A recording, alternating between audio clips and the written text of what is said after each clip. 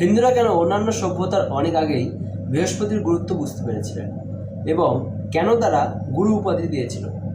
সনাতন ঐতিহ্যে বৃহস্পতিকে কেবল একটি গ্রহ হিসেবে বিবেচনা করা হতো না, দেবগুরু বলা হতো, যার অর্থ জ্ঞান, ধর্ম, ভারসাম্য এবং সুরক্ষার পথ প্রদর্শক। এটি নিজেই প্রমাণ করে যে হিন্দু সভ্যতা মহাবিশ্ব এবং চেতনা উভয়কেই গভীরভাবে বুঝতে পেরেছিল। বৃহস্পতি কেবল একটি গ্রহ নয়, বরং একটি তত্ত্ব। আধুনিক বিজ্ঞান আজ স্বীকার করে যে বৃহস্পতি তার বিশাল মাধ্যাকর্ষণ শক্তির সাহায্যে পৃথিবীর দিকে অগ্রসরমান অনেক উল্কাপিণ্ডকে থামায় বা বিচ্যুত করে।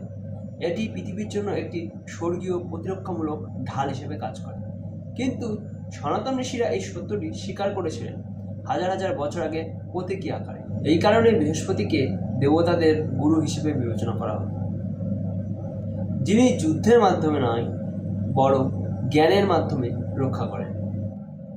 কেন গুরু উপাধি দেওয়া হয়েছিল? সনাতনদের দৃষ্টিতে একজন গুরু হলেন যিনি বল প্রয়োগ নয়, জ্ঞান দিয়ে পথ দেখান, শাস্তি নয়, বোধগম্যতা দিয়ে সংস্কার করেন, ভারসাম্য প্রতিষ্ঠা করেন, ধ্বংস নয়।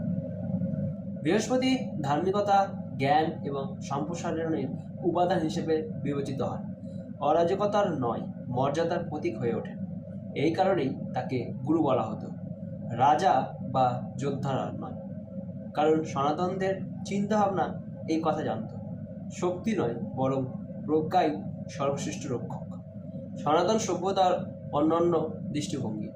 অন্যান্য সভ্যতাগুলি প্রায়শই বিস্ময়ের সাথে আকাশ দেখছিল অথবা যন্ত্রের সাহায্যে অনেক পরে বুঝতে পেরেছিল, কিন্তু সনাতন ঐতিহ্য মহাবিশ্ব এবং মানব জীবনকে সংযুক্ত করেছিল। গ্রহগুলিকে কেবল দেহ নয় বরং জীবনকে প্রভাবিত করে এমন শক্তি হিসেবে বিবেচনা করেছিল।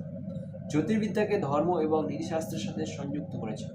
এই কারণে বৃহস্পতিকে গুরু বলা হয়েছিল, শুক্রকে আচার্য বলা হয়েছিল, সূর্যকে জীবনের দাতা হিসেবে বিবেচনা করা হয়েছিল, চন্দ্র মনের কারণ হয়ে ওঠে। এটি কুসংস্কার ছিল না, বরং চিন্তাভাবনার একটি সামগ্রিক ব্যবস্থা ছিল। হিন্দু সভ্যতা টেলিস্কোপের জন্য অপেক্ষা করেনি, এটি কর্তব্য এবং প্রভাবকে স্বীকৃতি দিয়েছিল। জীবনকে রক্ষাকারী উপাদান সর্বোচ্চ স্থান দেওয়া হয়েছিল। এই কারণেই আধুনিক বিজ্ঞানের অনেক আগে বৃহস্পতি গুরু উপাধি অর্জন করেছিল।